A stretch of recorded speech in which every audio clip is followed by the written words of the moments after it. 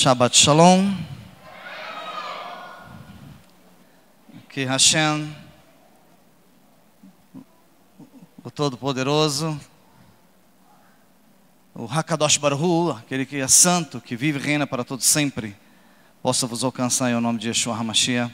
Aos nossos Ahim, Ahot, irmãos e irmãs, desde Santa Catarina, Paraná, tem vários estados do Brasil aí conectados, Brasília, tem Pernambuco, tem Pará, Amazônia, em vários estados do Brasil, vários que nos acompanham fielmente. Os nossos amigos, irmãos também, nossos Ahim, que estão em Londres, que estão em Portugal, na África, a todos aqueles que têm nos acompanhado, que têm fazido parte dessa Kehilot, da nossa Kehilot virtual, da nossa sinagoga virtual. Que o Eterno assim também vos alcance em nome de Yeshua HaMashiach. Amém? Amei. Esse Shabbat está ficando cada vez melhor. Ó, eu vi a Ruth dançando ali no meio, as crianças como sempre, aqui muito animado. Essa festa é em honra a Hashem. Essa paraxá fala sobre isso. O Senhor fala assim, ó, guardai o meu Shabat, porque é meu e é perpétuo.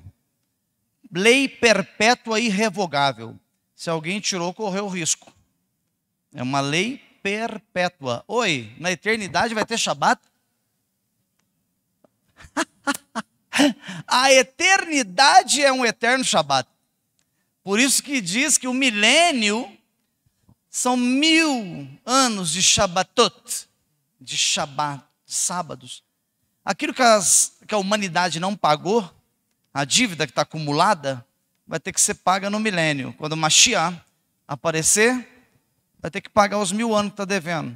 Então, o Shabat, que é o quarto mandamento dos 10, nunca foi revogado. É um estatuto que não pode ser mexido.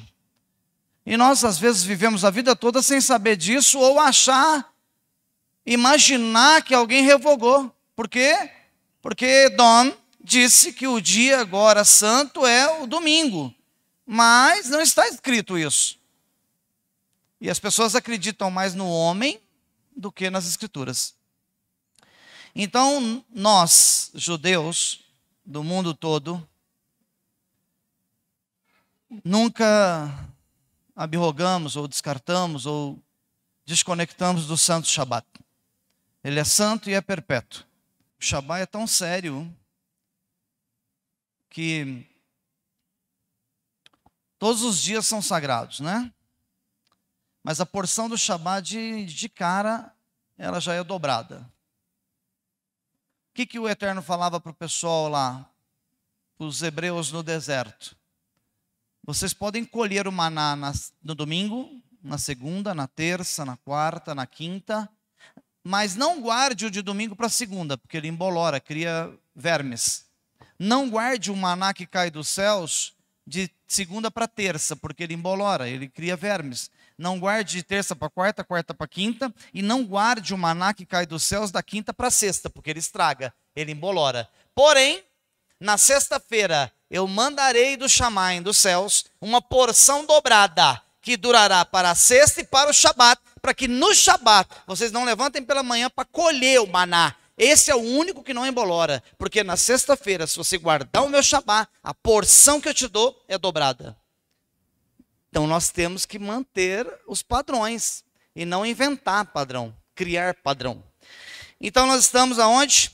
Vaikal, 22ª paraxá, 22ª porção que foi subdividida a Torá. Os 5 primeiros livros da Bíblia foram divididos em 22 partes, porque o calendário judaico, ele é dividido por 54 luas. O nosso Deus conta os dias pela lua, não pelo sol. Por isso que o dia vira para nós agora, daqui 23 minutos. Nós já entraremos no domingo. Porque o dia de Deus, o dia do Eterno, termina às 18 horas. O dia do Eterno termina na luz e começa na luz. O dia de Roma termina meia-noite nas trevas e começa meia-noite nas trevas. Interessante que você viveu a vida toda e não sabia disso, né? 50 anos, 30, 40 anos e não sabia uma riqueza dessa. Não é isso? Parashá Vaiker, só que uma parashá muito rica. E lá no Pasuk, lá no capítulo 37, lá no versículo 17, nós temos um comentário sobre um homem que, um dos homens mais importantes das Escrituras. Tivemos muitos homens importantes, mas esse aqui também foi de suma importância. O nome desse rapaz era Betzael. Betzael, a tradução do nome Betzael é estar à sombra de Deus. Por isso que quando Moshe é elevado ao terceiro Shamayim, ao terceiro céus, e ele recebe o projeto, e ele recebe toda a estrutura do Mishkan, do templo, do tabernáculo do deserto, e de repente, quando ele chega aqui, que ele volta lá de cima depois de 40 dias, que ele desce com as tábuas, e na segunda vez, quando ele desce novamente, ele diz o seguinte: eu preciso montar o Mishkan, que o Eterno me deu ordem, e passou para mim todo o projeto. Mas o Eterno disse: é muito para você trabalhar sozinho, vamos chamar auxiliares. Chamou 2 rapazes. O que mais se destacou era esse menino chamado Betzael, de 13 anos de idade. E aí, quando ele vai explicar para Betzael, ele chega em Betzael e fala: Betzael, Hashem, o Eterno, me deu o projeto do Mishkan. Tem algumas peças que nós precisamos tomar muito cuidado com elas. Todas as peças são delicadíssimas e são sagradas. Desde o pilar, as paredes, a cobertura, todas as peles que são usadas são finíssimas e todas as linhas são finíssimas. Os pilares têm que ser revestidos com prata, porque a madeira não pode ser fincada diretamente no solo, porque madeira no solo pode pegar um cupim, qualquer inseto, que pode corroer. Então vamos revestir os pés do Mishkan com prata, e todo o projeto foi passado para Betzael. E quando ele começa a explicar a Betzael o projeto, Betzael entra e diz assim: Moshe, meu mestre, a ordem dos fatores que o senhor me passou não está inversa, mestre. O senhor pediu para eu construir a menorá, os vasos e o Mishkan, o tabernáculo. Mas o senhor não há de pensar que se nós construirmos os vasos, a menorá e depois o Mishkan, onde nós vamos colocar a menorá sagrada e os vasos? Moshe olha para ele e diz: quando eu estava lá em cima, recebendo as instruções, você estava na sombra de Deus.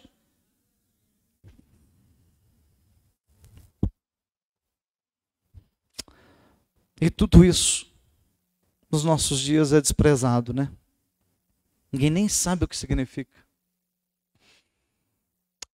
E como ele foi ter que fazer peça por peça, o Eterno diz assim para ele: eu quero que você... Câmera comigo. Eu quero que você faça para mim uma menorá. Ela tem que ser feita com 7 braços, em cada ponta um cálice. Ela tem que estar esculpida com cada detalhe. O peso tem que ser milimétrico. A peça, me parece que tinha 1,30 m de altura, pesava aproximadamente 33 quilos de ouro puro, sem mistura. Porém, o Eterno fez uma pequena exigência. Ela não pode ter emendas e nem solda. Tem que ser feita em uma peça só. Quando essa exigência é feita, eles começam a pensar como fazer uma peça de 2 faces, como fundi-la, como fazer um molde para isso. E quando o Eterno vê que o projeto era espiritual mais do que material. Era uma cópia daquela que tem lá no Shamaim, porque entenda uma coisa, tudo que foi feito aqui na terra, a arca, o candelabro e todos os potes, tudo que foi feito é uma cópia do que tem lá. É a sombra. Muito bem colocado. É a sombra do que tem lá. Tudo é sombra do que tem lá. Então lá no Shammai tem uma menorá. E era para fazer outra igualzinha. Perfeita, tinha que ser perfeita. Então quando eles se veem nessa situação, tem coisas que é só pela emuná. Se você não andar na visão, não entender como funciona, tem coisas que você não vai crer. Assim como foi a história do bezerro de ouro da semana passada. Assim é a história da menorá. Eles preparam os 33 quilos de ouro e o Senhor diz, lança na fornalha. Quando eles lançam lá dentro, o candelabro sai fundido de lá. Por quê? O Eterno ensina o seguinte para nós. Até onde você pode ir é por tua conta e risco. É por isso que nós usamos o kippá. Para sempre entendermos e lembrarmos. Até aqui,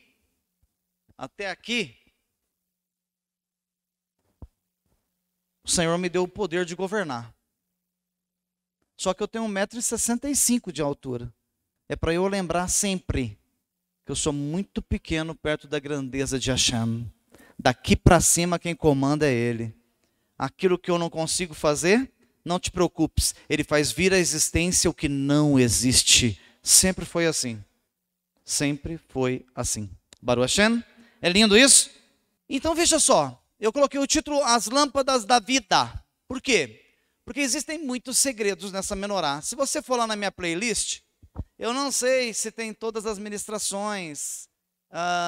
Eu acredito que as primeiras que eu fiz, logicamente, não estão lá.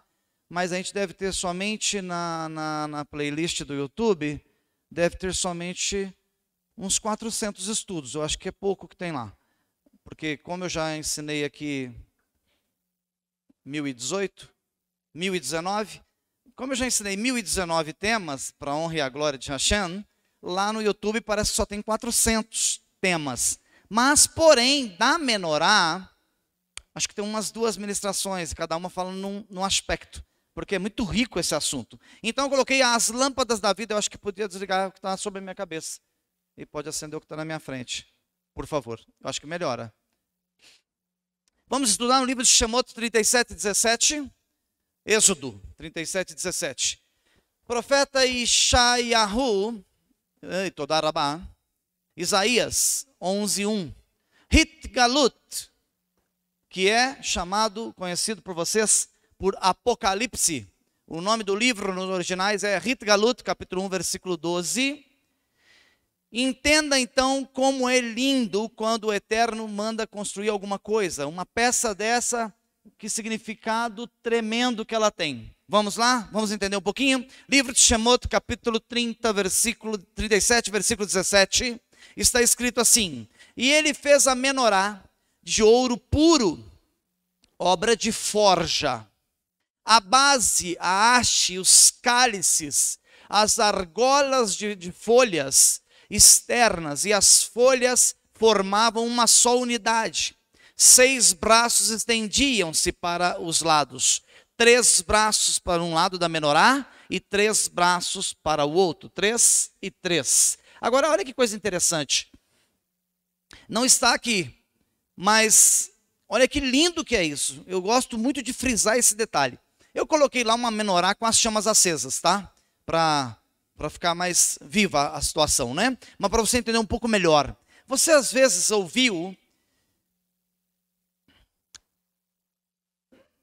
falar muito de oliveira, muito de azeite. E aí às vezes você até ouviu uma musicazinha que nós cantávamos, muito bonita. Muita gente que veio lá do cristianismo ouviu essa música, que era assim, oliveira verdadeira, lembra? Oliveira verdadeira, e Yeshua é, nele eu fui enxertado. Vocês cantaram essa musiquinha aí, através da emuná. Para ser enxertado em Yeshua, automaticamente você se tornou um ramo de oliveira. Então tem que produzir o quê? Azeitona. Então aqueles irmãozinhos, a Ruth, que produzia só pepino, abacaxi, só dava problema, tem que parar de produzir esse tipo de fruta aí, tem que produzir só azeitona. Por que azeitona? Porque a azeitona, ela é o combustível da menorá. O que é feito com a azeitona? Tinha uma regra específica. As azeitonas que ficavam na copa da oliveira, é aquela que pegava o sol da manhã, o sol do meio-dia e o sol da tarde, porque ela ficava sobre a copa. Aquelas frutas que ficavam na copa, era a melhor azeitona que tinha no pé. Tinham que ser colhidas separadamente, esmagadas separadamente, porque dariam o azeite perfeito, puro, para a queima da menorá. Então eu te digo uma coisa, se somos a oliveira, ou se somos a azeitona, e se produzimos azeite, aprenda uma coisa, para tirar a azeitona do pé é na base da varada, é na base da pancada. Tem que tomar muita pancada para arrancar lá de cima as frutinhas. Hoje tem mecanismos, beleza, tudo bem. Tem automação? Tem automação. Mas na época de Mashiach não tinha. E ainda tem alguns fazendeiros na Eretz Israel, na terra de Israel, que ainda colhem no sistema primitivo, na base da pancada. Então a azeitoninha cai já apanhando. Depois vai para o moinho, é esmagada. É por isso que tem hora que você fala, Senhor, está doendo tanto que não está sobrando nada. É porque tem que esmagar, tirar lá todo o azeite puro. E depois, para completar, que já apanhou para cair, já esmagou debaixo de uma pedra pesadíssima. Aí vem e põe fogo no cidadão. Só sobra a fumaça. Mas para gerar fumaça, primeiro você gerou luz. E a Torá ensina que nós, Yehudi, o judeu, foi chamado para ser o azeite do candelabro. Você tem que queimar para ser luz para as nações. Isso é perfeito? É perfeito, perfeito. Então, vamos em frente para entendermos um pouco melhor. Olha que lindo isso. Talvez você nunca tenha visto, vou te mostrar hoje. Livro do profeta Yeshayahu, Isaías, capítulo 11, lá no versículo 1 e 2. Olha que coisa linda que é isso aqui. Um ramo emergirá do tronco de Shai. O tronco.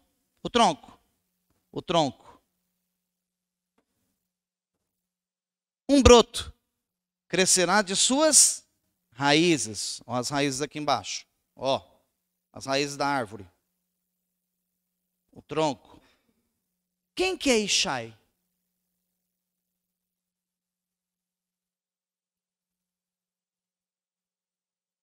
Jessé? Aquele que o profeta Samuel chega na casa dele, com o chifre cheio de azeite, e entra dentro da casa dele, e de repente, ele olha, e o primeiro cidadão que ele vê é um dos soldados do IDF. Do exército de Israel. Apresenta o primeiro filho de Ishai.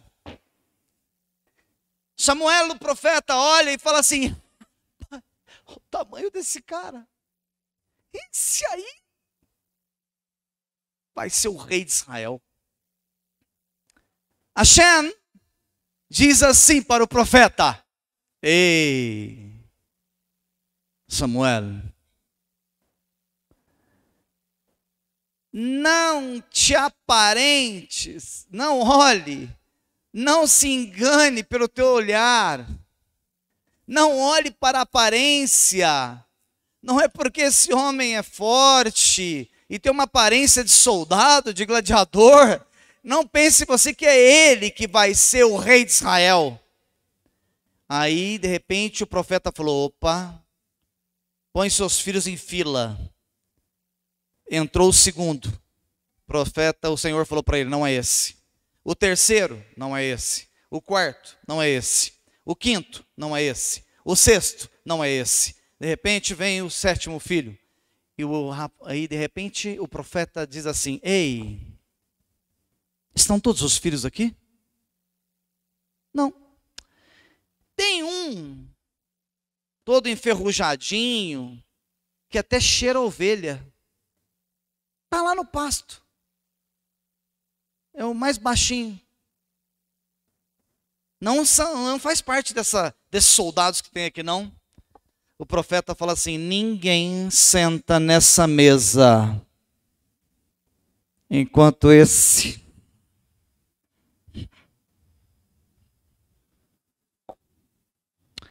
que está cuidando das ovelhas venha para dentro. Busca aquele que dormia com as ovelhas no pasto. Quando ele entra dentro da casa,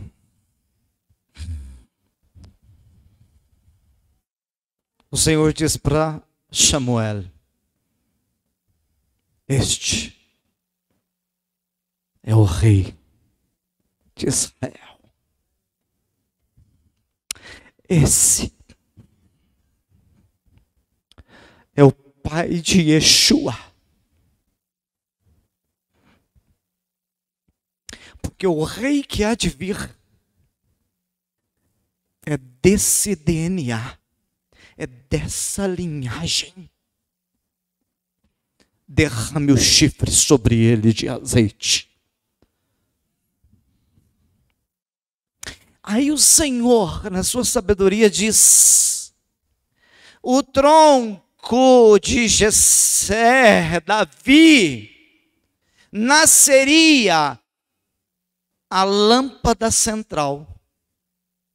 E olha o que diz o livro de Isaías: no entanto, um ramo emergirá do tronco de Jessé, um broto crescerá de suas raízes. O espírito de Adonai, o Ruá de Adonai,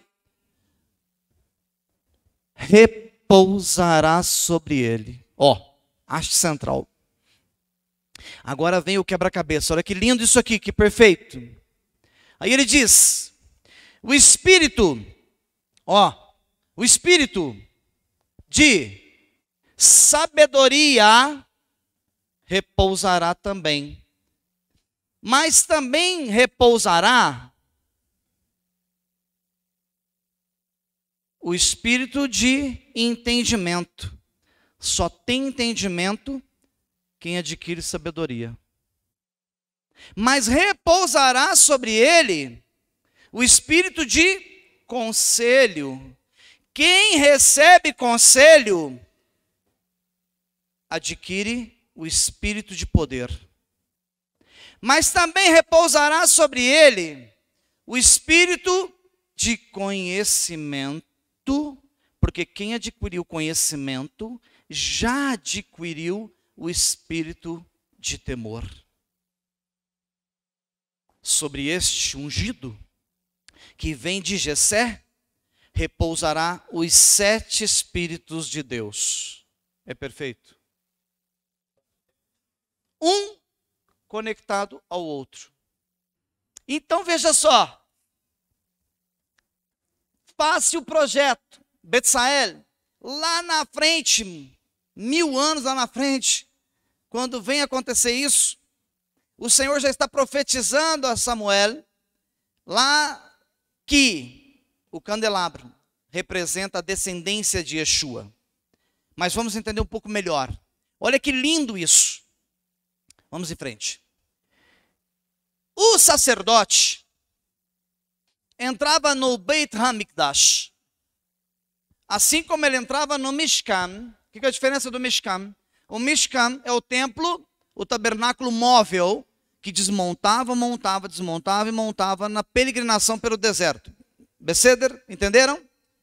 O Mishkan era desmontável e caminhava-se pelo deserto com ele. Quando chega no Eretz Israel, na terra de Israel, há de se construir o templo, que aí já não se chama mais Mishkan, se chama Beit HaMikdash, ou templo sagrado. E olha só que coisa interessante. Tanto no deserto, quanto no Beit HaMikdash, o sacerdote entrava pela manhã para limpar. Olha só. Ele tinha que limpar onde o azeite estava. Então ele tinha que fazer a limpeza, tirar as cinzas, repor o azeite, Por quê? Porque o sacerdote que assumia o turno da tarde, ao anoitecer, vinha e acendia novamente o candelabro. O candelabro era colocado a quantidade de ml suficiente para queimar por uma noite. Ou seja, pela manhã, quando o sacerdote entrava dentro do Mishkan, ou dentro do tabernáculo, o azeite já tinha se expirado, porque ele vinha no momento em que era o tempo exato para o azeite queimar. Vinha, removia o pavio queimado, removia tudo, recolocava o azeite. Porém, olha o que diz os tratados. Todas as manhãs o Kohen que entrava para limpar a menorá presenciava um milagre. As 7 luzes da menorá deveriam ter se extinguido, pois o azeite que o Kohen havia acendido na tarde anterior não podia durar mais do que 12 horas. Duraria 12 horas. Se ele abasteceu às 18 horas, às 6 da manhã, extinguia. Porém, quando ele entrava lá dentro, até a manhã seguinte, porém, incrivelmente, sempre encontrava a luz do meio das 7 ainda acesa. Sinal que Hashem demonstrava aos judeus que sua Shekhinah, que a sua glória repousava no tabernáculo. Você acredita que ele chegava às 6 da manhã para fazer a limpeza e ele não podia apagar a luz central?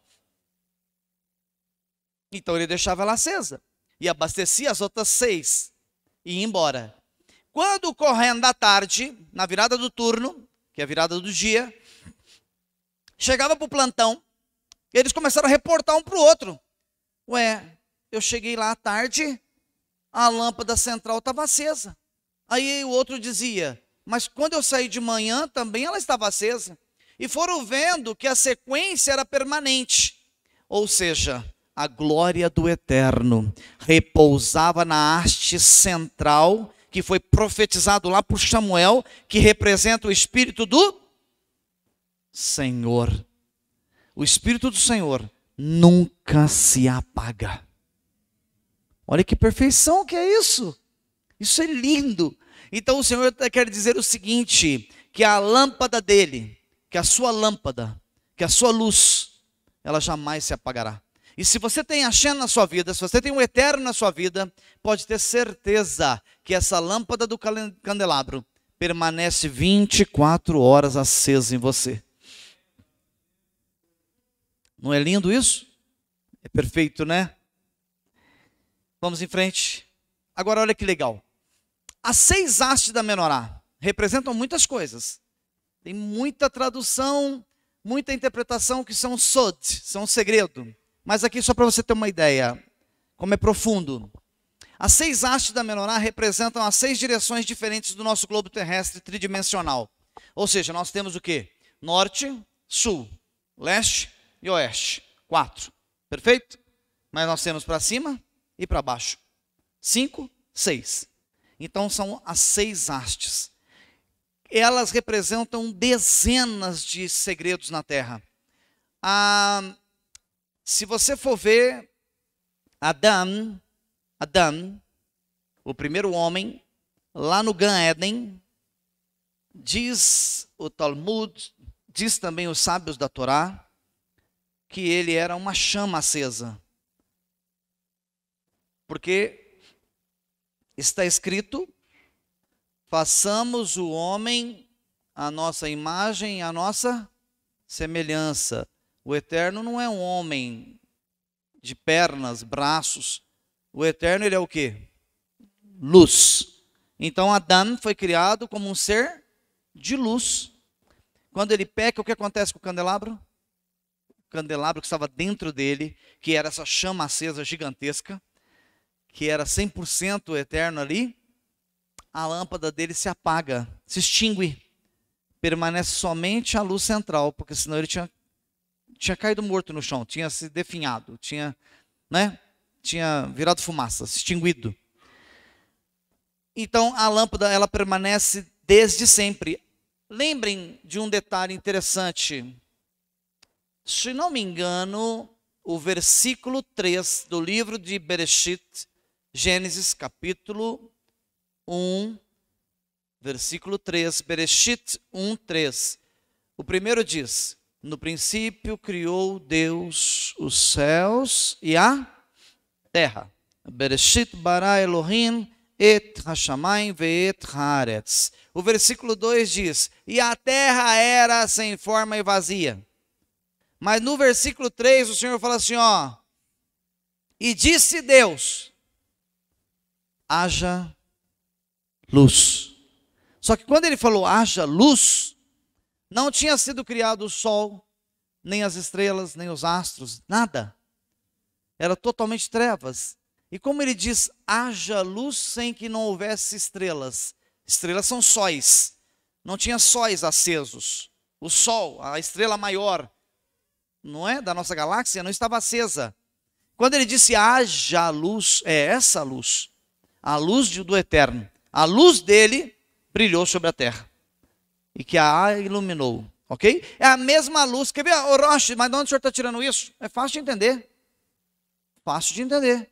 Tudo que já aconteceu vai acontecer novamente. Tudo que já aconteceu vai acontecer novamente. Tudo. Está escrito.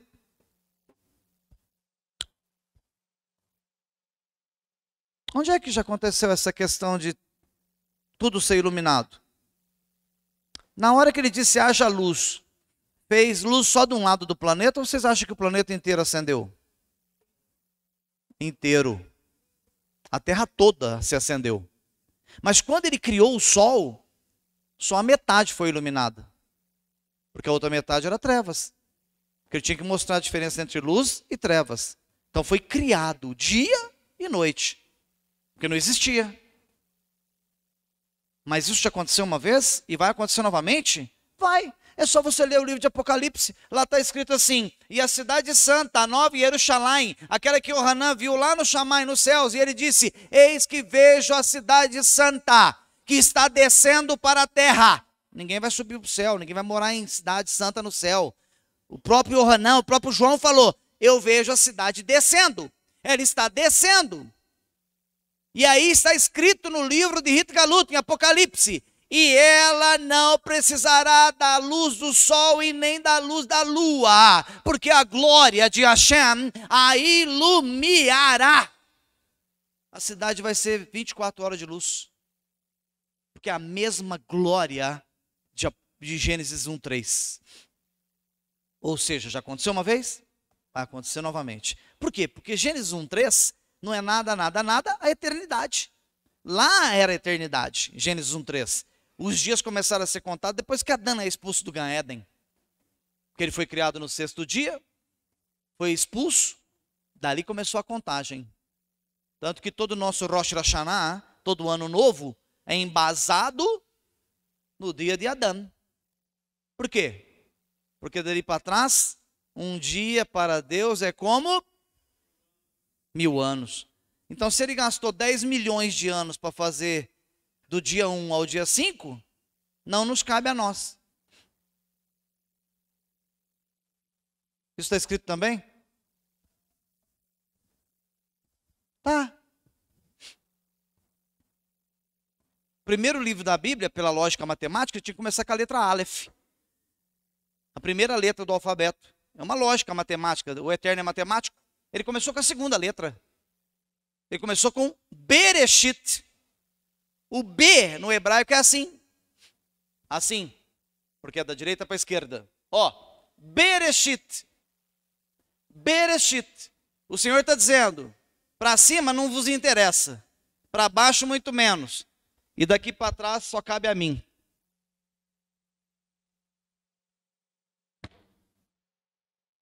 Então não preocupa o que aconteceu nesses milhões de anos para trás, não. Bereshit, daqui para frente, ó. Daqui para frente. A abertura da porta do lado da letra B está para lá. Daqui para frente. Eu vou explicar para vocês o que está acontecendo. É isso que ele está dizendo. Não é perfeito? Não é perfeito? Então vamos em frente. As lâmpadas da menorá são 7, perfeito? Representa os 7 orifícios do rosto humano. Olha que coisa incrível. A semana passada eu expliquei para vocês sobre a letra Shin. Do que nós falamos domingo passado? Ou melhor, a segunda já era à noite. Isso, mas o que é o tema?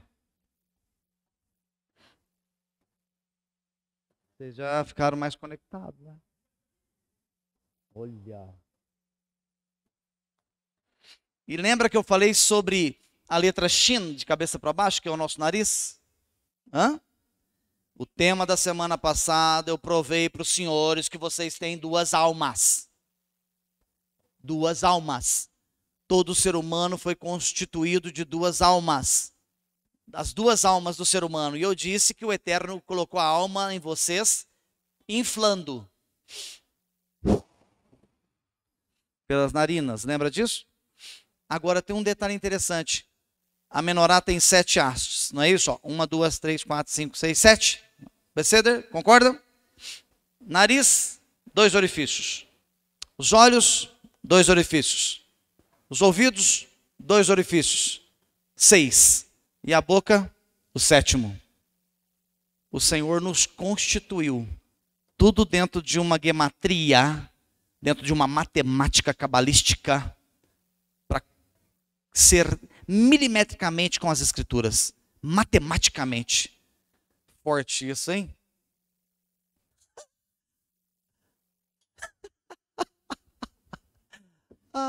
Eu falo assim, eu brinco, né, com vocês. Esse cara, 50 anos no sistema e nunca ouviram isso na vida de vocês. Frequentou a igreja a vida inteira. Não ouviu a metade do que está ouvindo hoje. Por quê? Porque a essência, os códigos foram dados ao Yehudi, aos judeus. Olha que coisa tremenda isso.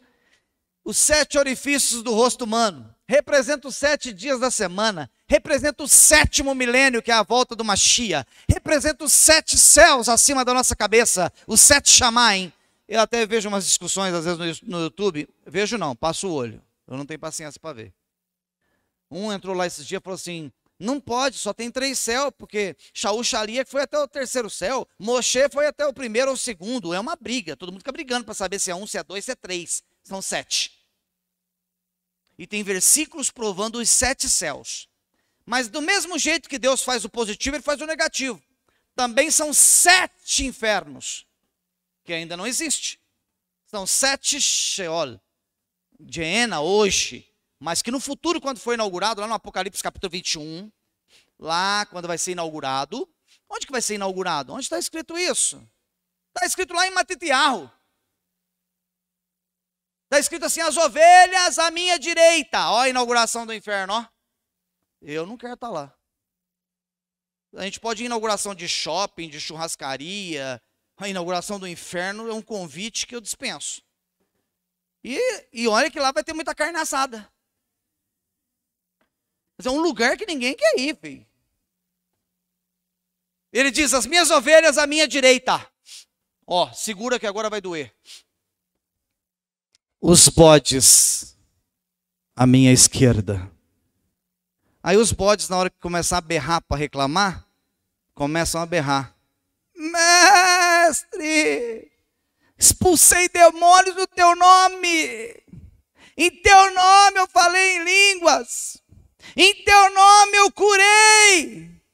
Mestre, em seu nome eu fiz maravilhas. Está escrito, está escrito. Pegue e leia. Esses são os que vão descer para o inferno. É que você nunca leu, né? Não tem tempo, a gente não tem tempo para ler, né? Por isso que está escrito, os meus filhos perecem por falta de conhecimento, não conhece nada de Bíblia, e às vezes nós nos intitulamos cristãos, mas não conhecemos. Ou seja, todo mundo que usa a obra do Eterno para manipular, para ganhar dinheiro, extorquir, mentir, são os que estão à esquerda. E aí lá em Apocalipse diz, e atrás deles, nas costas, abrir-se-á o lago de fogo e enxofre.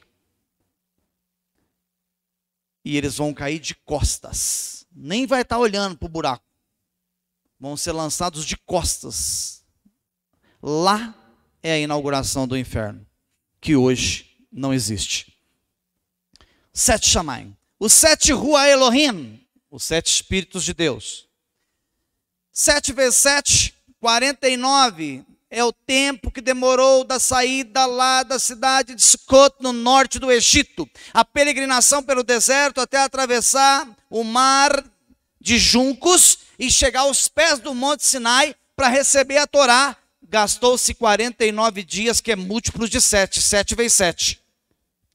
7 é o número de Deus. O eterno, numericamente, cabalisticamente, o nome de Deus é 7, porque o número do homem é 6. O homem foi criado no 6º dia.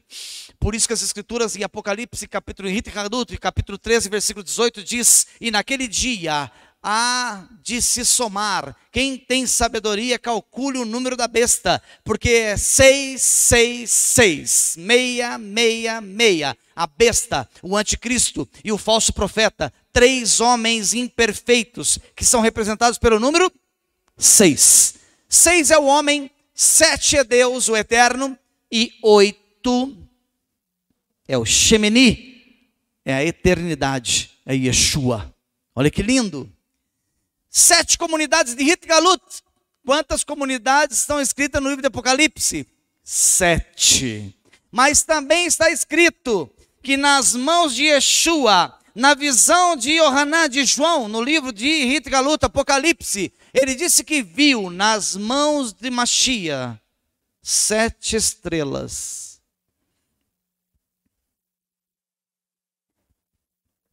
As 7 estrelas são os 7 Rav, os 7 Roshim, os 7 líderes das sinagogas messiânicas. Naquela visão, Tiátira, Laodiceia, 7 igrejas do Apocalipse. Que se você me perguntar, Rosh, isso é fictício? Não, isso é hoje. As 7 igrejas é hoje. Aqui dentro tem o judeu Laodiceia, o judeu Tiátira, é o perfil do ser humano. Forte, hein? Hã? Isso é muito bruto. Tudo isso representado numa menorá? Como assim? Impossível um homem criar algo tão poderoso. Baruch Hashem, vamos em frente e terminar.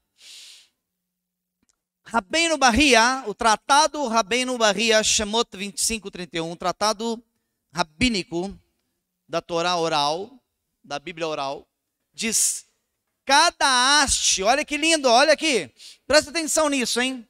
Ó, cada haste da menorá possui 3 copos. Os copos são representados por folhas de amêndoas. Folhas de amêndoas, tudo é código. O cajado de Aaron era um pau seco, uma madeira seca. Aí desafiaram, né?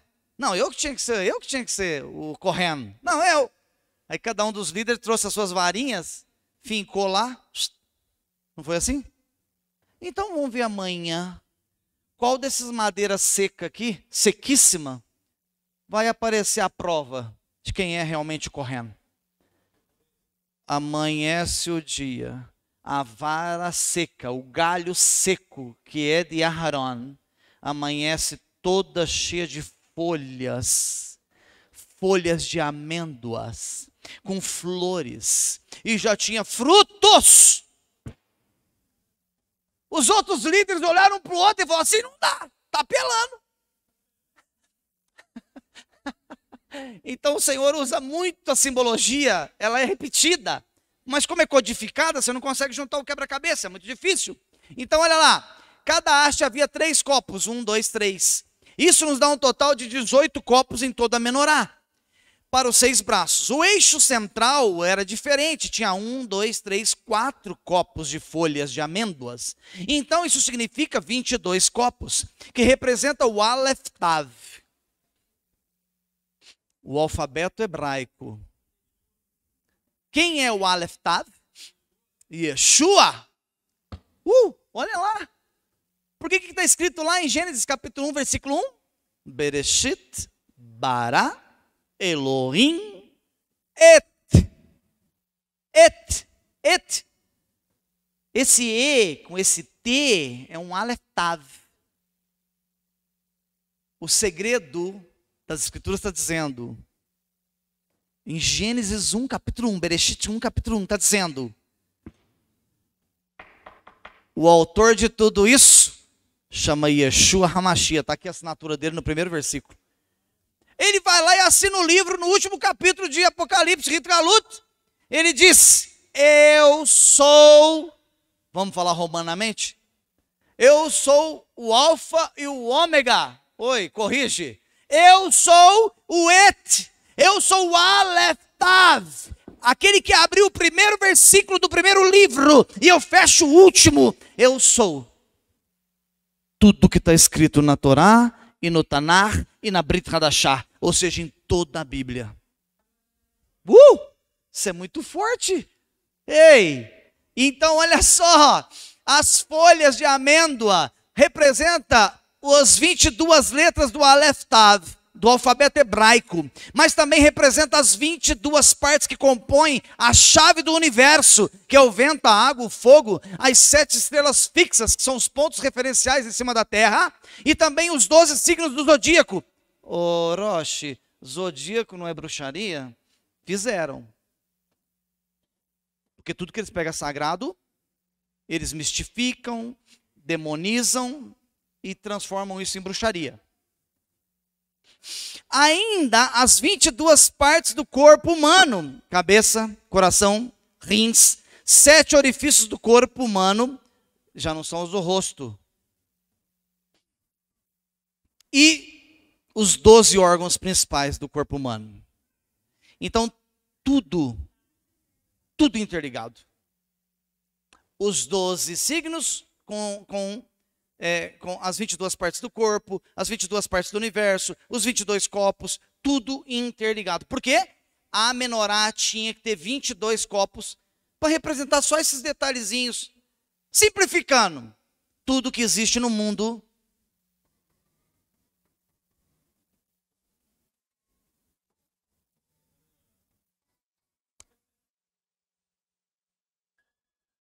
Você acredita que você chegou aos 40 anos de idade e não sabia disso? Você acredita nisso? Você acredita que o que eu estou falando da menorá aqui é uma gota no oceano? Você acredita que se eu for fazer um seminário para falar de um workshop, para falar da menorá, nós temos que marcar pelo menos uns 3 seminários de 2 horas cada um, para pincelar melhor? É profundo. E isso é o que Betsael foi convocado para construir. Perfeito demais, não é não? E nós terminamos aqui, livro de Apocalipse, Rit Galut, capítulo 1, versículo 12 e 13. Olha o último livro, olha o que está escrito no último livro, olha a última revelação, as últimas revelações, olha o que está escrito lá, comigo. E Yohanan, João, exilado na ilha de Patmos, foi o último apóstolo, o último shaliach a ser morto, de todos eles, porque ele estava exilado, ele escapou da morte. Então ele saiu de lá com 102 anos de idade aproximadamente, por volta do ano 100 depois de Cristo. Ou seja, Yeshua tinha sido crucificado no ano 30. Yohanan sai 70 anos mais tarde do exílio. Muito tempo, hein? Muito tempo. Aí ele diz, ele ouviu a voz, quem estava conversando com ele? Quem estava conversando com o Yohanan lá na ilha de Patmos? Quem estava batendo um papo com ele? Yeshua, mostrando para ele o fim das coisas. Yeshua conversando com ele. E aí de repente ele disse, virei-me para ver quem falava comigo. Ele ouviu uma voz conversando com ele. Aí de repente o que ele faz? Ele vira para olhar quem falava com ele. Ele diz, virei-me para ver quem falava comigo, e quando me voltei, vi 7 castiçais de ouro acesos, e olha só, eu vi 7 menorotes de ouro, e entre as menorotes estava alguém semelhante ao Filho do Homem, vestido com uma roupa que chegava aos pés, o seu cinturão era de ouro puro, tinha nas mãos 7 estrelas, que representavam as 7 igrejas do Apocalipse, os 7 líderes do Apocalipse, e ele estava onde? No meio das 7 menorotes. É lindo? É profundo demais, não é? Isso para a nossa meditação, para o nosso prazer espiritual de saber que tudo que o Eterno fez tem um propósito. E aquilo que Yohanan viu, os nossos olhos estão começando a contemplar, porque nós estamos nos últimos momentos dessa terra. O Apocalipse, as dores de parto, já iniciaram. Estamos na contagem regressiva. Amanhã eu vou falar sobre isso aqui. Baruch Hashem, que o santo bendito seja Ele, aquele que vive e reina para todo sempre, na sua infinita misericórdia e sabedoria, nos capacite, nos dê esses espíritos de sabedoria e conhecimento que é da sua própria parte, que é o próprio Eterno, que repouse sobre nós toda a sabedoria, inteligência, discernimento, conhecimento, temor do Senhor. Em o nome de Yeshua HaMashiach, eu vos abençoo. Amém, amém, amém. Baruch Hashem. Yevarecha Adonai veishmerecha, Yaev Adonai panamelecha viunecha, Issa Adonai, Adonai panavelecha, veasem lecha, Shalom.